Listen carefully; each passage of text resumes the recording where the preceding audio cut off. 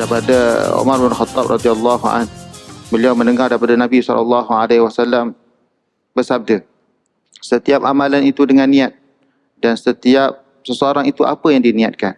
Siapa yang berniat kerana Allah dan juga Rasulnya, maka hijrahnya kerana Allah dan juga Rasulnya. Siapa yang berhijrah kerana dunia ataupun wanita yang ingin dikahwininya, maka hijrahnya itu kepada apa yang dia niatkan untuk kepada. Assalamualaikum warahmatullahi taala wabarakatuh. Alhamdulillah nahmaduhu wa nasta'inuhu wa nastaghfiruh wa na'udzu billahi min shururi anfusina wa min sayyiati a'malina, man yahdihillahu fala mudilla lahu wa man yudlil fala hadiya lahu wa man lam yaj'alillahu lahu nuran fama lahu min nur. Wa asyhadu an la ilaha illallah wahdahu la syarika lah, khassana bi khairi kitabin unzil wa akramana bi khairi nabiyyin ursil wa atamma alaina an-ni'mata bi a'zami minhajin syura' minhajul Islam. Al-yawma akmaltu lakum dinakum wa atmamtu alaikum ni'mati wa raditu lakum al-Islam dina. Wa asyhadu anna Muhammadan 'abduhu wa rasuluh wa safiyyuhu min khalqihi wa khaliluh, adda al-amanah wa nasaha al-ummah wa jahada fillahi haqqa jihadih wa tarakana 'ala al-mahajjati al-bayda lailuha kanahariha la yazighu 'anha illa halik. Wa man yuti' illaha wa rasulahu faqad faza fawzan 'azima wa man ya'si illaha wa rasulahu faqad dhalla dhalalan mubina. Allahumma salli wa sallim wa barik ala hadha ar-rasulil karim wa ala alihi wa sahabatihi wa ahyina Allahumma ala sunnatihi wa ahsyurna fi zumratihi ma'al ladzina an'amta 'alaihim minan nabiyyin was-siddiqin wasyuhada'i was-salihin wa hasuna ulaika rafiqa, amma ba'd. Alhamdulillah, kita panjatkan kesyukuran kita kepada Allah Subhanahu wa taala yang telah beri kepada kita nikmat-nikmatnya, anugerahkan kepada nikmat Islam dan juga iman. Diberikan kita nikmat hidup, diberikan kita nyawa. Kita menjadi hamba kepada Allah Subhanahu wa taala. Kita dapat bersama-sama dalam rumah Allah Subhanahu wa taala ini, dalam majlis ilmu ini. Dengan nikmatnya itu juga, mudah-mudahan Allah Subhanahu wa taala mengampuni kita dan juga merahmati kita semua. Jadi insya-Allah hari ini kita sambung berkaitan dengan hadis 40 Nawawi. Kita telah masuk dalam hadis yang pertama. Hadis pertama berbunyi An Yahya bin Sa'id al-Ansari an Muhammad bin Ibrahim at-Taimi an Alqamah bin Waqqas an Amirul Mu'minin Abu Hafs Umar bin Khattab radhiyallahu anhu qala sami'tu Rasulullah sallallahu alaihi wasallam yaqul innamal a'malu binniyat wa innamal likulli imri'in ma nawa. Faman kanat hijratuhu ila Allah wa rasulih fa hijratuhu ila Allah wa rasulih wa man kanat hijratuhu lidunya yusibuha aw imra'atin yankihuha fa hijratuhu ila ma hajara ilaih. Rawahu imama al-muhaddithin Al-Bukhari wa Muslim.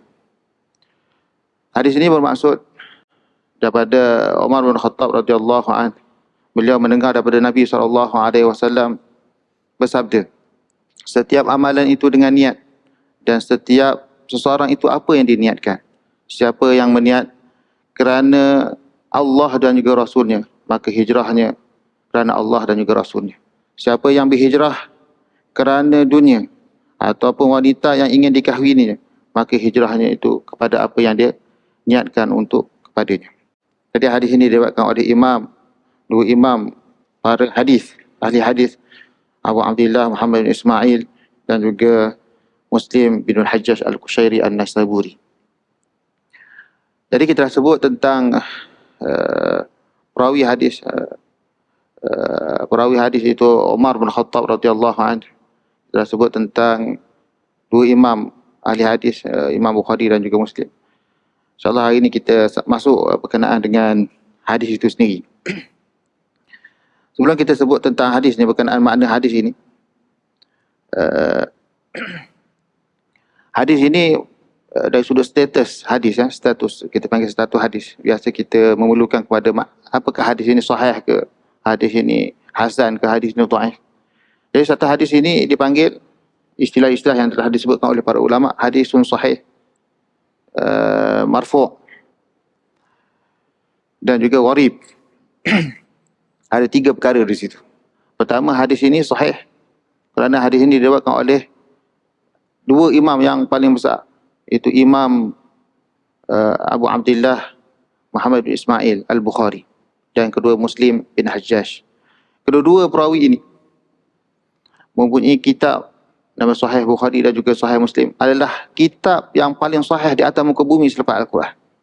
Maka hadis dia adalah hadis yang sahih. Maka dipanggil kepada hadis yang kedua yang diriwayatkan oleh mereka ini sebagai muttafaqun alaih, yang disepakati oleh mereka. Maka bila disebut muttafaqun alaih, maksudnya hadis ini diriwayatkan oleh Bukhari dan juga Muslim. Walaupun ada sebahagian para ulama sebut muttafaqun alaih ini termasuklah Imam Ahmad, tapi yang kita maksudkan adalah Bukhari dan Muslim sahaja. Kemudian kita sebut bahawa hadis ini, status hadis ini al-marfu'. Marfu' itu adalah hadis yang disandar kepada Nabi SAW.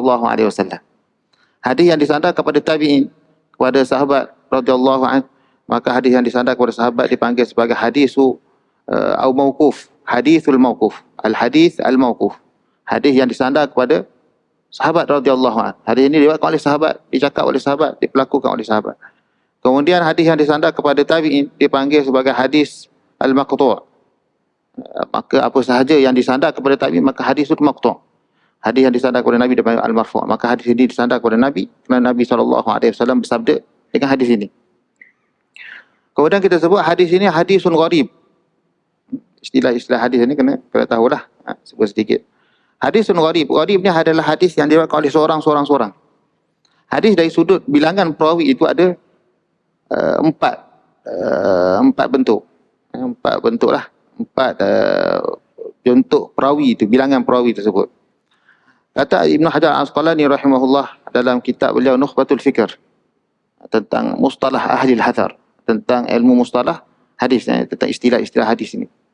Beliau kata wa khabarul ahad binaqli adl wa khabarul ahad imma an yakuna bila adadin muayyan aw ma hasrin bima fawqa al-ithnain aw bihima aw biwahid fal awwal mutawatir al-mufid li ilmi al-yaqin. Khabar ahad ini, khabar ini sama ada diriwayatkan oleh bilangan yang banyak, bi'adadin muayyan, bilangan yang banyak, ataupun au ma'a hasrin bima fawqa al-ithnain, ataupun bilangan yang terhad lebih daripada 2, 3, 4, 5, au bihima, ataupun diriwayatkan oleh dua orang, ataupun diriwayatkan au biwahid, diriwayatkan oleh seorang. Fal awwalu, maka yang pertama, iaitu diriwayatkan oleh ramai-ramai ni. Fal awwalul mutawatir, itu hadis yang pertama sekali yang diriwayatkan oleh ramai, dipanggil al-mutawatir. Wathani al-mufidu lil-ilmi al-yaqini bi syurutih. Maka mutawatir, hadis mutawatir adalah hadis yang qat'i, yang mu'tamad, yang memberi ilmu kepada kita, memberi pengetahuan kepada kita. Itu adalah hadis mutawatir. Maksud oleh kita ingkar terhadap hadis mutawatir sebab diriwayatkan oleh ramai-ramai. Wathani al-mashhur wa huwa al-mustafidu ala ra'i khilafan liman za'amah. Yang kedua adalah hadis masyhur, iaitu hadis yang diriwayatkan lebih daripada 2, 3, 4, 5, tapi tidak sampai darajat kepada mutawatir itu. Maka hadis ini juga dipanggil sebagai hadis al-mustafid. Hadis mustafid. Sama ada sebut masyhur ataupun hadisul mustafid. Dan seterusnya hadis yang keempat wa thalithu al-aziz, yang ketiga adalah aziz. Itu hadis yang diriwayatkan oleh dua orang. Bukanlah hadis aziz ini syarat ke dalam Sahih Bukhari dan Muslim, seperti mana yang disebutkan oleh para ulama, khilafan liman za'amah. Dan seterusnya wal rabiul gharib, yang keempat adalah gharib. Yang kita sebut tadi, hadisul gharib. Wal rabiul gharib itu hadis yang diriwayatkan oleh seorang. Jadi hadis ini diriwayatkan oleh seorang. Sebab apa? Diriwayatkan oleh Yahya bin Sa'id Al-Ansari. Tidak meriwayatkan Yahya bin Sa'id Al-Ansari tidak meriwayatkan hadis ini melainkan seorang saja daripada Muhammad bin Ibrahim At-Taimi. Dan hadis ini tidak diriwayatkan Muhammad bin Ibrahim At-Taimi melainkan daripada Alqamah saja, Alqamah bin Waqqas. Dan tidak diriwayatkan hadis ini melainkan daripada Umar bin Khattab radhiyallahu anhu. Maka hadis itu satu. Dia tidak riwayat yang ramai. Tapi selepas Yahya bin Sa'id, Seramai disebut oleh para ulama menyebut seramai 700 orang meriwayatkan hadis tersebut. Hadis yang kita baca ini 700 perawi hadis berkenaan dengan hadis niat ini. Tapi daripada Yahya bin Sa'id Al-Ansari, daripada Muhammad bin Ibrahim Al-Taimi, daripada Alqamah bin Waqqas, daripada Umar bin Khattab, hadis ini itu je saja, tak ada jalur lain. Tak ada, kalau kita jumpa cari tak jumpa. Yang itulah jalur. Maka dia panggil hadisun gharib pada awalnya. Selepas itu telah menjadi hadis itu masyhur. 700 perawi selepas Yahya bin Sa'id Al-Ansari. Itu status hadis tersebut. Dekat berkenaan dengan hadis ini, kita perlu faham makna hadis ini. Yang pertama disebut, Nabi SAW menyebut, innamal a'malu binniyat. Setiap amalan itu dengan niat. Maksudnya apa yang kita lakukan ni ada niat. Setiap amalan mestilah dengan niat. Jika seseorang itu melakukan amalan tanpa niat, maka dia bukan manusia yang normal lah. Tak sengaja ataupun bukan yang sepatutnya. Sebab apa? Setiap amalan itu mesti dengan niat. Kita nak berjalan, kita nak ke masjid, kita nak baca Quran, kita ada rasa nak baca Quran. Jadi itu adalah perbuatan seorang manusia. Maka diwajibkan, oleh itu diwajibkan bagi setiap muslim niat ketika mana nak beribadat. Niat kepada ibadat. Kerana kita setiap amalan itu dengan niat, maka wajib bagi setiap amalan itu perlu diniatkan. Maka kita berpuasa, kita niat, kita nak dekat puasa ni. Kita nak solat, kita kena niat. Maka niat itu perlu dijelaskan. Kita tak boleh niat macam kita niat-niat adat kita. Kita nak naik kereta kita tu, kita niatlah kita memang nak naik kereta. Tapi yang dimasukkan dalam ibadah itu hendaklah dijelaskan niat itu. Sahaja aku niat puasa kerana Allah Ta'ala, sebut. Sahaja aku puasa Ramadan kerana Allah Ta'ala, sebut. Kena niat, kena jelaskan. Ta'yinun niyah. Wa innama likulli imri'in ma nawa. Sungguhnya setiap seseorang itu dengan apa yang diniatkan. Apa seseorang terlakukan dengan apa yang dia niat. Dia buat tu, dia nak pergi masjid, niat tu memang pergi masjid. Dia niat naik kenderaan, itulah niat dia naik kenderaan. Dia niat nak main apa sahaja, nak main bola ke, nak pergi jogging ke, nak hiking, itulah dia niatkan. Maksud dia niat, dia nak buat tu, itulah apa yang dia dapat apa yang diniatkan itu. Wa innama likulli imri'in ma nawa. Maka setiap apa seseorang itu dengan apa yang diniatkan. Dia niat, dia dapatlah. Dia niat, seamalan yang diniatkan itu, dia dapatlah apa yang dia buat. Dia nak berjalan, dia nak berlari, dia nak makan. Dia niat tu, dalam hati dia tu, dia nak buat benda tu, maka dia dapat. Faman kana, ini dia yang penting. Faman kana hijratuhu ila Allah wa rasulih. Siapa hijrah hanya kerana Allah dan juga Rasulnya. Jika seorang itu melakukan hijrah, Nabi menyebutkan tentang hijrah. Apa yang dimaksudkan hijrah di sini? Hijrah yang dimaksudkan adalah hijrah Nabi SAW daripada Mekah ke Madinah. Daripada Mekah ke Madinah, ini dimaksudkan. Tapi sebelum itu terdapat berlaku beberapa hijrah. Hijrah ke Habsyah sebanyak 2 kali. Jadi yang dimaksudkan di sini adalah hijrah daripada Mekah ke Madinah. Sesiapa yang hijrah, Nabi menceritakan tentang hijrah itu. Dalam hadis ini menceritakan hijrah yang, iaitu hijrah daripada Mekah ke Madinah itu. Yang kita terkenal dengan hijrah kita lah. Awal Muharram itu yang kita sambut ma'al hijrah yang kita masukkan di situ. Ditentukan waktu takwim tahunan itu melalui hijrah. Hijrah Nabi SAW daripada Mekah ke Madinah. Maka Nabi SAW sebut, faman kana hijratuhu ila Allah wa rasulih. Sesiapa hijrah je itu, pergi berhijrah itu, buat amalan hijrah itu, apa yang diperintahkan oleh Allah dan juga Rasulnya, fa hijratuhu ila Allah wa rasulih. Maka hijrah itu mendapat ganjaran daripada Allah dan juga Rasulnya. Apa yang diniatkan itu dia dapatlah. Jika dihijrah itu betul-betul kerana Allah Ta'ala, mahu menegakkan agama Allah Ta'ala, maka dia dapat apa yang dibuat itu, mendapat ganjaran daripada Allah Ta'ala, mendapat pahala daripada Allah Subhanahu Wa Ta'ala. Dengan apa yang diniatkan dalam hati dia, hijrah itu kerana Allah. Wa man kana hijratuhu lidunya. Dan riwayat lain menyebut ila dunya. Fa man kana hijratuhu ila dunya, di dunia. Siapa yang hijrahnya kerana dunia, kerana mendapat habuan dunia. Awi mura'atin yang kihuha, ataupun wanita yang ingin dikahwini. Disebutkan hadis ini sababu wurudil hadis. Hadis ini berlaku disebabkan ada satu kisah bahawa seorang wanita ini bernama Ummu Qais yang ingin dikahwini oleh seorang yang bernama Hatib. Jadi Hatib ini nak kahwin, dia kata kalau kamu nak kahwin, kamu kena berhijrah. Jadi Nabi SAW menyebut, wa man kana hijratuhu ila dunya, li dunya yusibuha awi mura'atin yang kuha, ataupun wanita yang ingin dikahwini, maka dia dapat kahwin. Yalah, dia niat, dia dah hijrah tu nak kahwin. Kahwin, dapat kahwin. Dikhususkan itu, Nabi khususkan kisah itu. Tetapi yang kita maksudkan adalah untuk mendapat habuan dunia itu. Wa man kanat hijratuhu lidunya. Siapa yang hijrah kerana dunia, habuan dunia, yusibuha, untuk mendapatkan dunia. Bermacam-macam habuan dunia ini. Sama ada dibuat kerana riak, ataupun dibuat kerana sum'ah. Riak ini disebabkan dengan penglihatan. Sum'ah disebabkan pendengaran. Dan seterusnya untuk mendapat habuan dunia ini. Habuan dunia ini seperti mendapat ganjaran daripada seseorang, dapat pujian daripada seseorang, dapat anugerah daripada seseorang. Dia mendapat habuan dunia. Dunia yang dimaksudkan adalah semua makhluk. Maksudnya apa sahaja daripada, terutama daripada manusia lah. Kerana dia buat itu kerana manusia. Maka hendaklah kita jauh daripada perangai itu. Wa man kana hijratuhu lidunya yusibuha aw imra'atin yankiha. Jika siapa yang berhijrah hanya kerana dunia, untuk mendapat habuan dunia, ataupun wanita yang ingin dikahwini, maka dia dapat wa man kana hijratuhu lidunya yusibuha aw imra'atin yankiha fa hijratuhu ila ma hajara ilaihi. Maka hijrahnya kepada apa yang diinginkan. Allah sebut kepada apa yang diinginkan. Maksudnya tak ada apa-apa faedah. Hijrah itu Allah ulang sebut. Nabi SAW ulang perkataan hijrah kerana Allah. Faman kana hijratuhu ila Allah wa rasulih fa hijratuhu ila Allah wa rasulih. Besarnya Allah dan juga Rasulnya.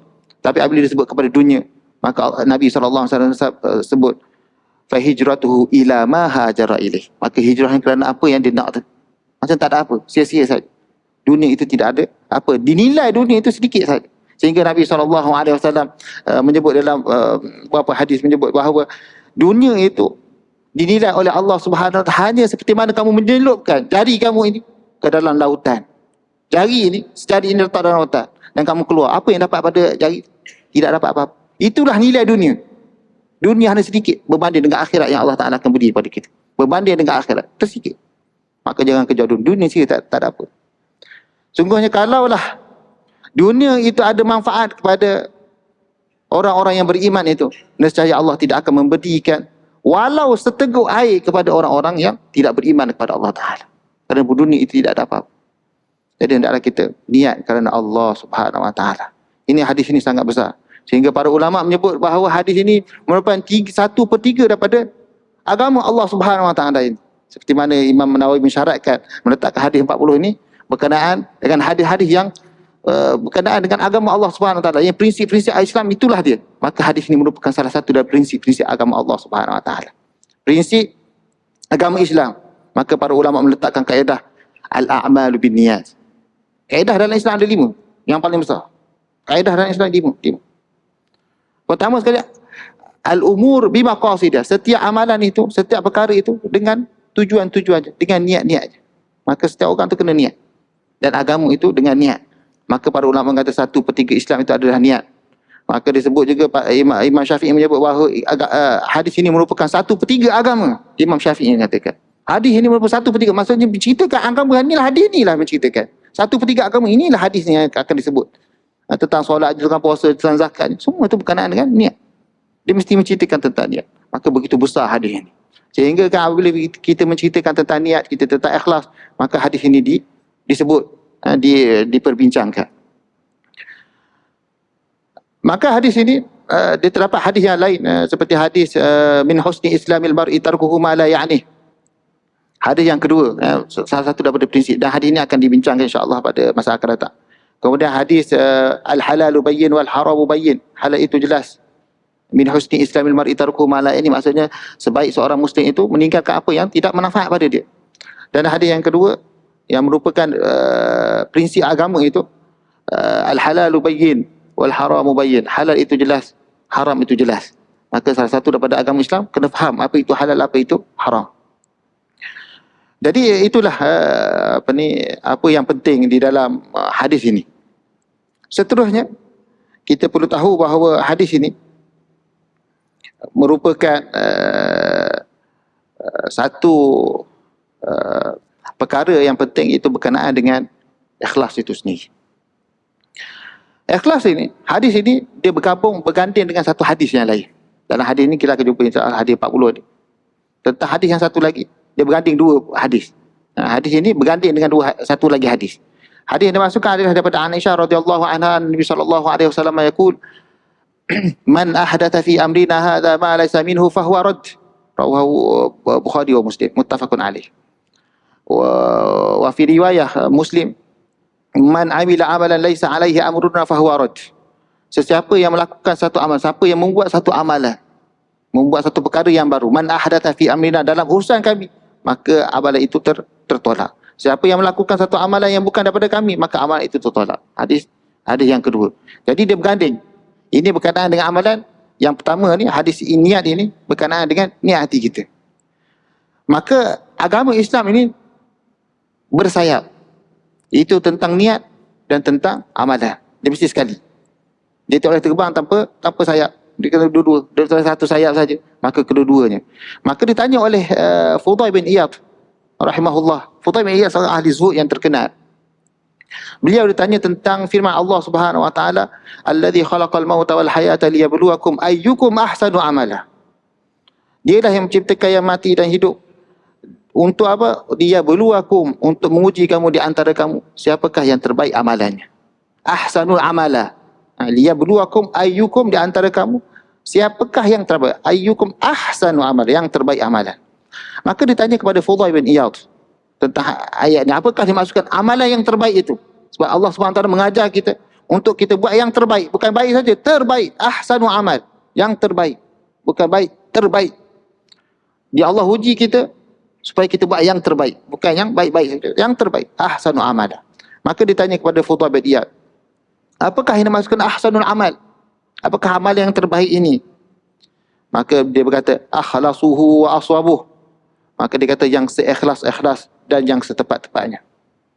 Maka ditanya, apa ikhlas? Apa tepat tu? Wa ma akhlasuhu wa ma aswabuh. Apa yang ikhlasnya, apa yang setepat-tepatnya itu? Maka dia kata, akhlasuhu an yakunul amalu lillah. Yang ikhlas itu adalah amalan itu buat kerana Allah Subhanahu wa taala. Wa sawabu an yakunal amalu muwafiqan lil kitab wa sunnah. Dan tepat itu hendaklah dia bertepatan dengan Al-Quran dan juga sunnah Nabi SAW. Dia mesti bertepatan. Jika sesuatu amalan itu dia buat tidak ikhlas kerana Allah Ta'ala, amalan betul dah, tidak ikhlas kerana Allah Ta'ala, amalan itu tidak diterima oleh Allah Subhanahu Wa Ta'ala. Jika amalan itu buat ikhlas dah, tapi tidak bertepatan dengan Quran dan juga hadis Nabi SAW, maka amalan itu juga tidak diterima oleh Allah Subhanahu Wa Ta'ala. Maka hendaklah amalan itu berlaku dengan seikhlas-ikhlasnya dan juga yang setepat-tepatnya, barulah diterima oleh Allah Subhanahu Wa Taala. Biasa kita dengar tentang ikhlas, kita tahulah, kita ikhlas hati, ikhlas saya buat amalan, kita nak solat ni ikhlas.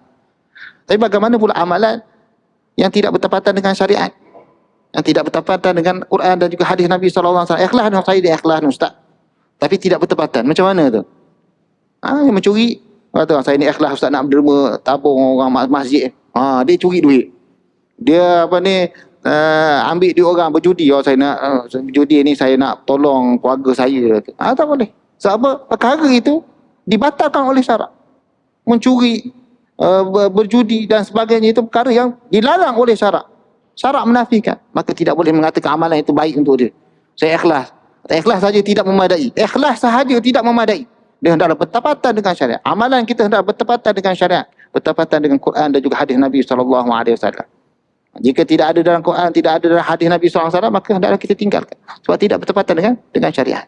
Maka hendaklah kita beramal pertama sekali kerana Allah Subhanahu Wa Taala, dan yang kedua hendaklah bertepatan dengan syariat. Itu syarat dia. Maka hadis itu berganding dua. Dia tak boleh bergerak dengan satu. Bukan hanya niat saja. Orang kata niat kita kena betul. Kalau amalan tak betul, taklah, tak diterima. Jadi kena digabungkan kedua-dua hadis ini. Jadi niat ini, ikhlas ini adalah satu amalan. Dia panggil amalan hati. Ikhlas ini duduknya di mana? Mahalluhu al-qalb. Tempatnya di hati, bukan kat luar. Maka ulama yang membincangkan tentang hati adalah ulama tasawuf, ulama sufi. Bila sebut sufi, ulama sufi lah. Kalau faqih, ulama fiqh. Kalau ulama lain disebut para ulama lah, alim. Orang alim Jadi apabila kita menceritakan tentang hati ini adalah tempat yang diperintahkan oleh Allah Subhanahu Wa Taala untuk beramal. Amalul qalb, amalan hati. Dia ada amalan kat luar, dan amalan hati ada. Dalam agama Islam ni ada 3. InsyaAllah lepas ni kita hadis yang kedua ni kita akan cerita tentang agama Allah Ta'ala. Tapi yang penting adalah tentang niat ini. Yang pertama adalah dalam Islam ni ada 3 elemen dalam Islam. 3 perkara dalam Islam. 3 unsur dalam Islam ini. Apa dia? Yang pertama adalah akidah. Yang kedua adalah syariah. Dan yang ketiga adalah tasawuf. InsyaAllah kita akan bincang pada masa akan datang. Tapi saya nak sebutkan tentang di manakah kedudukan ikhlas itu, di manakah kedudukan niat itu. Maka yang pertama tentang akidah itu berkaitan dengan akal kita, berkaitan dengan syariat, berkaitan dengan anggota badan kita. Kita solat, kita puasa, kita zakat, kita keluarkan zakat kita. Kalau akal itu berkaitan, akidah itu berkaitan dengan akal, kita percaya bahawa Allah Ta'ala itu wajib ada, Allah Subhanahu Wa Ta'ala wajib berkuasa, Allah Subhanahu Wa Ta'ala wajib mendengar, wajib melihat. Dan mustahil bagi Allah itu tidak ada, mustahil bagi Allah itu tidak mendengar, mustahil bagi Allah itu tidak melihat. Maka itulah kita menyebut tentang hukum-hukum akal. Dan yang seterusnya adalah berkaitan dengan hati kita. Tentang tasawuf itu, maka berkaitan dengan hati. Kita ada akal, kita ada anggota badan, dan elemen ketiga adalah tasawuf. Itu berkaitan dengan hati. Manusia tidak ada hati. Apabila Allah Subhanahu Wa Taala memerintahkan kita untuk solat dengan khusyuk, maka khusyuk itu berkaitan dengan hati. Dia bukan berkaitan dengan akal, bukan berkaitan dengan perbuatan kita di luaran. Ialah kalau kita sembahyang tanpa khusyuk pun dikira sah. Maka kita sembahyang tanpa khusyuk, kita solat Allah, kita ingat projek kita, kita ingat bisnes kita, ingat kerja kita, main kita, ingat. Solat tu sah. Secara hukumnya kita tengok, lihat daripada zahir ni sah. Dia telah ambil wuduk je, telah menghadap kiblat, pakai baju tutup aurat kita, dia baca Quran dengan betul. Itu sah. Tapi adakah Allah SWT terima solat tersebut? Allah tak terima. Solat yang tidak diterima oleh Allah sebab dia tak khusyuk. Jadi kat mana khusyuk? Khusyuk dibincangkan di dalam tasawuf. Maka wajib kita belajar ilmu tasawuf. Jangan pula kita tinggal pula ilmu tasawuf. Orang jarang menceritakan tentang tasawuf, tentang akidah, tentang ibadat saja. Tak, tasawuf kena belajar. Khusyuk tu wajib pada kita. Sebab Allah tidak akan menerima solat seorang itu melainkan dengan illa alal khashiin, melainkan orang-orang yang khusyuk. Maka hendaklah kita khusyuk dalam solat. Kena belajar khusyuk dalam solat. Sehingga kita boleh jadi khusyuk kepada Allah Subhanahu Wa Taala. Maka hati itu berkaitan dengan khusyuk kita. Jika kita tidak mengikhlaskan diri kepada Allah Taala, maka amalan kita tidak diterima oleh Allah Taala. Memanglah kita niat itu zahirnya. Sahaja aku solat subuh kerana Allah Subhanahu Wa Taala. Itu niatnya. Kan ikhlas itu kena buat dalam hati kita. Kalau kita buat kerana selain daripada Allah Subhanahu Wa Taala, maka amalan kita tidak terima. Maka Fudailiyah berkata tentang niat ini, tentang ikhlas ini, tarakul amali li al-fudha bin niyat. Tadi dia jawab tentang persoalan ahsanul amal, amalan yang terbaik itu. Dan seterusnya dia ditanya, dia berkata bahawa apa yang dikatakan dengan ikhlas itu? Tarakul amali li ajlin nas riya'un wal amalu li ajlin nas syirk wal ikhlasu ay yu'afiyakallahu minhuma. Meninggalkan amalan kerana manusia adalah riya. Melakukan amalan kerana manusia syirik. Dan ikhlas itu Allah menjauhkan kamu daripada kedua-duanya. Jadi apa dia disebut? Tarkul amal, meninggalkan amalan, tak buat. Meninggalkan maksudnya dia tidak buat. Amalan kena buat tapi dia tak buat. Tarkul amal, meninggalkan amalan kerana manusia. Amalan itu dipanggil syirik, riya. Tinggal riya dah. Itu dia. Siapa dia bukan hukum pada mata kita, dia hukum pada mata hati. Dia hukum pada mata hati sebab riya itu ditunjuk. Tapi amalan itu tidak ditunjukkan lagi. Dia kata apa? Tarkul amal, meninggalkan, tak buat pun. Tak buat solat tu, tidak buat lagi baca Al-Quran itu. Tidak buat lagi sedekah itu, tak buat lagi. Tapi dia tinggalkan perbuatan itu, tinggalkan solatnya, tinggalkan bacaan Al-Quran, tilawah Al-Qurannya, tinggalkan sedekah itu kerana manusia, tak buat lagi ni. Dah dipanggil sebagai riak. Kerana kita menceritakan tentang hati, bukan kita tentang kat luar. Ada orang nampak dah. Sebab kita menceritakan tentang mata hati kita, kita meriak-riakkan hati kita. Oh, nanti orang akan kata aku ni buat baik, aku ni bagus sangat, rajin baca Quran, aku ni rajin solat. Orang, kita kata, kita menunjuk pada diri kita, kita kata pada diri kita, bukan orang lain. Kita yang kata. Sebab kita menceritakan hati. Itu kena faham. Apabila kita cerita riak ni, kita faham hati tentang hati, bukan cerita kat luar. Tunjuk kat luar tu lagilah. Itu lagi menonjolkan lagi dah tak betul. Jadi hati itu perlu, jangan riak. Maka tak boleh tinggal kerana manusia, tak boleh buat. Nanti orang akan kata aku begini, aku tak boleh. Wal amalu li ajlin nasi syirkun, dan beramal kerana manusia adalah syirik. Syirik dalam hati. Dia panggil syirkul khafi. Ma akhafu alaikum minasyirkil asghar. Nabi SAW sebut. Aku tidak takut takut kepada kamu, melainkan aku takut pada syirik yang kecil itu. Mana? Ar-riya. Hati, riya hati. Riya adalah hati. Syirkul asghar dia panggil syirik. Oleh itu, Fudail bin Iyad sebut apa? Asyirk. Melaksanakan amalan. Buat satu amalan kerana manusia. Maka amalan itu dipanggil sebagai syirik. Syirik asghar. So apa? Dia buat tu seakan-akan, dia buat tu mendapatkan ganjaran manusia. Seakan-akan manusia lah memberikan pahala dia. Seakan-akan manusia lah membalas kepada dia amalan yang dia buat. Maka Allah kata dia syirik. Siapa dia menduakan Tuhan? Seakan-akan macam tu lah. Jangan pula kata orang tu syirik keluar Islam. Tak. Syirik tu Nabi SAW takut kepada orang-orang syirik ni. Berdosa besar. Kata para ulama meletakkan sebagai riak itu adalah syirik, dosa yang paling besar. Jangan buat. Jangan buat kerana manusia. Wal amalu li ajlin nas, buat kerana manusia adalah syirik. Maka kena tinggalkan. Maka jangan buat riak itu ataupun bagi syirik itu, syirik khafi itu jangan kita buat. Buat kerana maksudnya kita buat apa? Kita solat. Aku ni sembahyang ni rajin sembahyang. Tapi kalau kau buat tak sembahyang pun. Ya. Baca Quran. Kat luar dia baca Quran. Kat rumah tak pernah baca Quran. Itu membezakan dia tu riak ataupun tidak. Sebab kat rumah dia tak buat. Kalau dia kat depan orang dia boleh buat. Kat rumah dia tak buat. Itu tadi riak. Dia nak jadi macam mana? Seorang yang ikhlas itu. Di rumah sama dengan seperti mana kat luar. Bahkan di rumah lebih banyak daripada apa yang dibuat kat luar. Itulah tanda orang-orang yang ikhlas benar. Ada orang tak buat, orang tak buat. Baca Quran pun kurang. Tak pun tak baca Quran tu pun. Kalau jumpa orang, dia baca Quran. Dia lah orang yang pertama baca Quran. Jadi kita jangan buat kerana manusia. Wal amalu li ajlin nasi syirkun. Beramal kerana manusia adalah syirik. Jangan kita lakukan sesuatu amalan itu kerana manusia. Dan ikhlas tu apa dia? Meninggalkan kedua-duanya itu sekali. Wal ikhlasu an yu'afiyakallahu minhuma. Ikhlas itu Allah menjauhkan daripada kedua-duanya. Meninggalkan kerana manusia, buat kerana manusia, tinggal kedua-dua itu. Dah macam mana kita nak buat ni ustaz? Kan dia orang kata macam mana nak buat ni? Tak apa ni, keluar daripada mulut buaya masuk mulut naga. Nak buat tak boleh, tak buat tak boleh. Macam mana? Tu ikhlas, kena ikhlas lah. Kerana Allah Subhanahu Wa Taala. Buat ke tak buat kerana Allah Taala, bukan kerana manusia. Buat tu kerana Allah. Tinggal pun kerana Allah, bukan kerana manusia.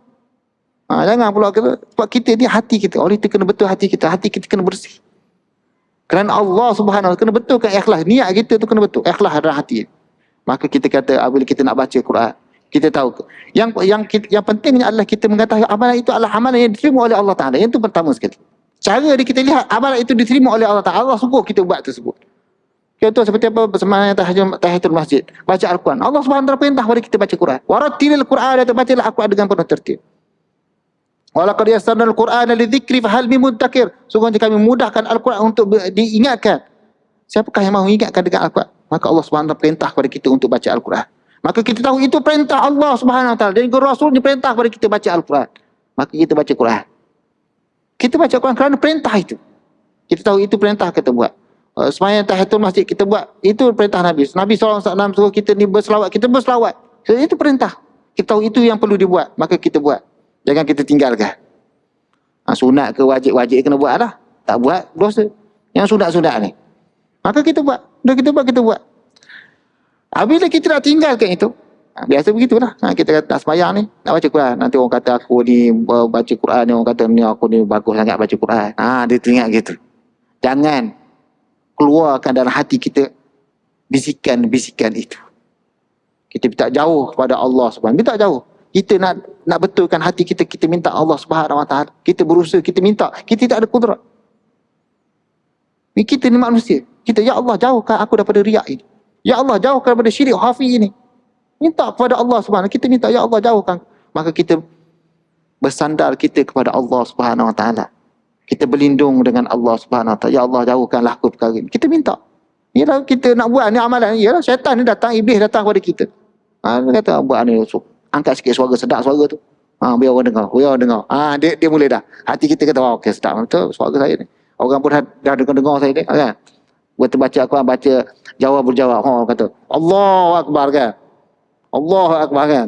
Allah yaftah alik. Dia baca Quran dia, baca tinggi-tinggi, lepas tu dah mula dah rasa kan. Sedap suara aku ni. Kan. Jadi tak boleh baca Al-Quran macam tu. Baca Al-Quran kena ikhlas lah. Kena betul-betul kerana Allah Subhanahu Wa Taala, jangan buat kerana manusia. Begitu di kena solat, kita nak sembahyang masjid, masuk masjid, tahiyatul masjid. Orang duduk semua, kita seorang je berdiri. Nak sembahyang ke tak sembahyang ni? Orang kata aku sembahyang, dia boleh dah. Jangan berbisik dengan hati.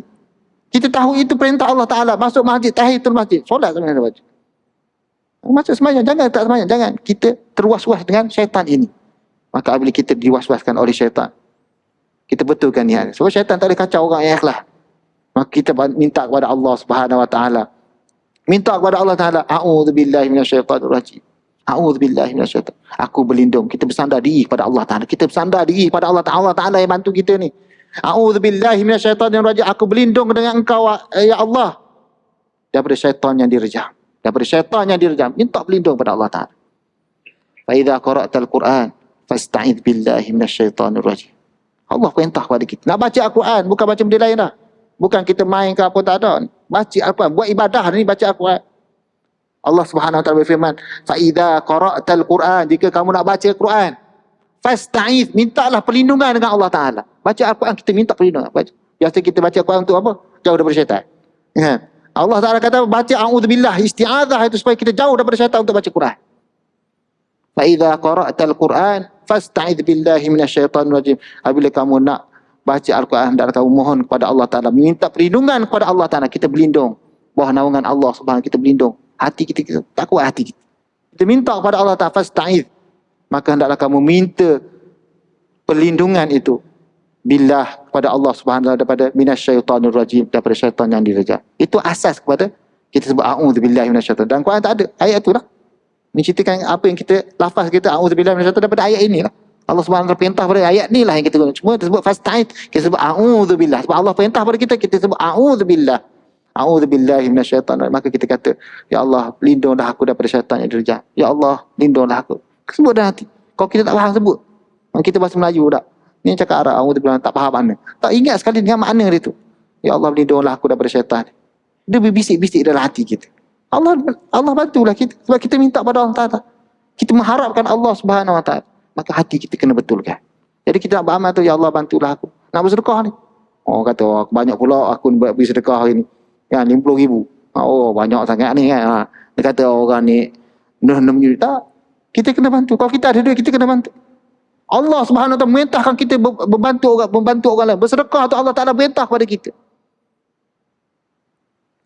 Maka hendaklah kita banyakkan bersedekah. Jangan pula kata sedekah sikit-sikit, tak. Apa yang ada? Sungguh Nabi SAW mengajak para sahabat untuk bersedekah. Sayyidina Abu Bakar radhiyallahu anhu bila diminta untuk bersedekah, menginfak ke jalan Allah Subhanahu, maka dia mengeluarkan seluruh harta.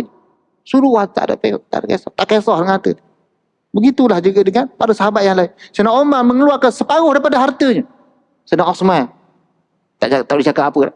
Terlalu banyak sehingga kan Allah, Nabi SAW berdoa kepada Sayyidina Umar, Sayyidina Osman radhiyallahu anhu, ma yadurru bin Affan ba'da al-yawm. Tidak akan memberi mudarat kepada Ibn Affan ini, Osman Ibn Affan ini, selepas pada hari ini. Sebab terlalu banyak dia sediakan persediaan untuk pergi berjihad ke jalan Allah Subhanahu Wa Taala. Semua sekali dia yang pergi. Dia yang sponsor. Maka dia kata tidak memberi mudarat kepada Sayyidina Osman ini. Maka begitulah kita dalam memberikan sedekah, berwakaf dan sebagainya. Kita kena buatkan sedekah ini. Allah Taala suruh kepada kita. Inilah kita punya saham akhirat kita. Kita tak nampak, tapi itulah saham kita membantu ke akhirat. Saham kita akhirat itu, dunia ni kecil je. Dunia seperti mana kita sebut tadi apa? Seperti mana kita celup jari kita letak dalam air. Lautan yang begitu besar. Nikmat Allah Subhanahu Taala yang begitu besar. Celup dalam laut. Apa yang ada pada jari kita? Itulah dunia. Itulah dunia Nabi SAW. Dunia kecil. Tidak ada nilai di sisi Allah Ta'ala. Maka hendaklah kita buat apa yang Allah Ta'ala perintah kepada kita. Ikhlaskan diri pada Allah Ta'ala. Buat kerana Allah Subhanahu Wa Ta'ala.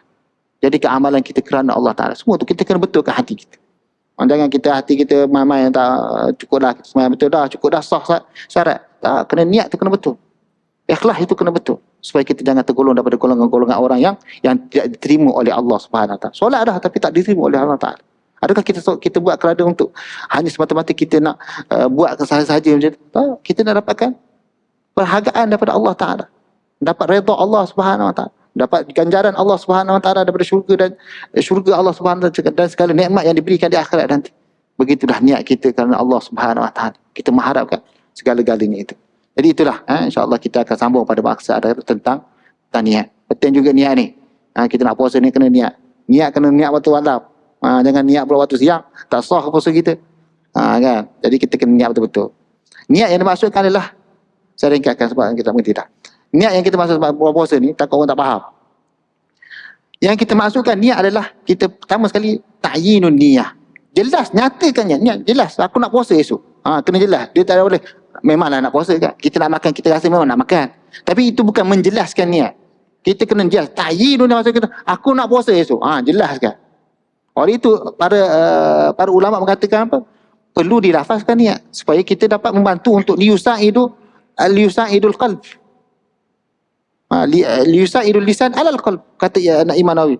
Kenapa kita berlafazkan niat? Supaya mulut kita membantu hati kita untuk berniat. Maka kita lafazkan niat. Jumhur para ulama mengatakan apa? Disunatkan untuk melafazkan. Disunatkan. Kena sunat. Maka kita baca niat itu secara jahal supaya kita menjelaskan niat kita dalam hati. Jelaskan niat. Maka kita niat betul-betul.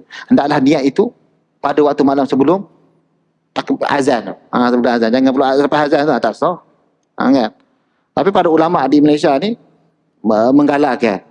Begini cara je. Di Malaysia ni mufti digalakkan berniat pada niat untuk sepanjang bulan sekali dan diniatkan setiap hari. Saya takutkan nanti tak niat pada tiap-tiap hari. Tak sah.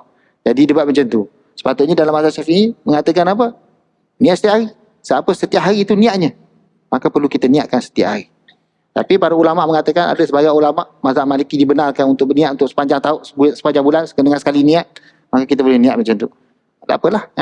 Tapi yang penting adalah niat itu. Jadi perlukan niat, betulkan niat itu. Jadi begitulah, wallahu alam. Setakat itu kita jumpa pada masa akan datang. Semoga selamat berpuasa. Semoga Allah Ta'ala menerima amalan-amalan kita dalam bulan puasa. Subhanakallahumma bihamdika nasyhadu an la ilaha illa anta wa nastaghfiruka wa natubu ilaih. Alhamdulillahi rabbil alamin. Wassalamualaikum warahmatullahi taala wabarakatuh.